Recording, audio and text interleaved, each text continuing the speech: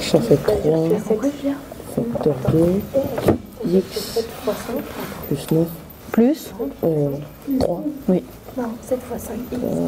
Donc ça va, tu sais faire. Ouais, là je sais. Donc, fais attention. Quand il y a un exercice que tu n'arrives pas quand tu es à la maison, je reprends ton cahier. Oui. L'intérêt pédagogique des devoirs, c'est d'automatiser les tâches pour pouvoir les faire plus rapidement et plus simplement en classe. Le but d'aider les élèves à faire leurs devoirs ici en classe avec eux, c'est que plus ils avancent dans la scolarité, plus ils se débrouillent seuls à effectuer leurs devoirs. C'est leur donner une méthode pour travailler, une méthode pour apprendre, pour plus tard. Je préfère faire les devoirs ici, comme ça on est mieux aidés et on va mieux comprendre si nos parents ils sont pas disponibles.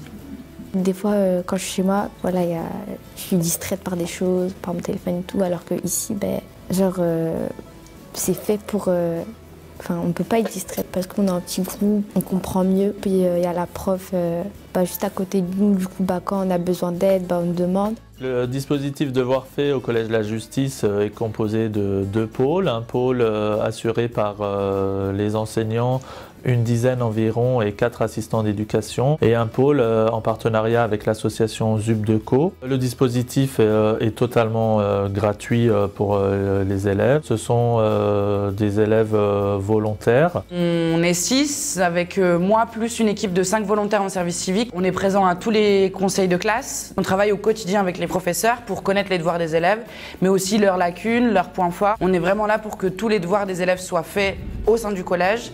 Et quand leurs devoirs sont finis, on va travailler avec eux la méthodologie, comment apprendre à apprendre, comment réviser. Souvent, ils vont juste voir l'exercice sans forcément lire la consigne et ils vont me dire « j'y arrive pas ».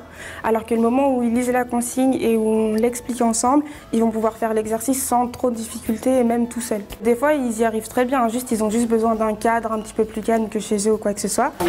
Oui, Farah. Est-ce que tu peux me faire des exercices comme ça? Souvent, on leur explique sur un exemple et après on leur laisse faire l'exercice pour voir s'ils ont bien compris. Et donc le prix c'est? C'est 2,8. Ouais, pour combien de litres?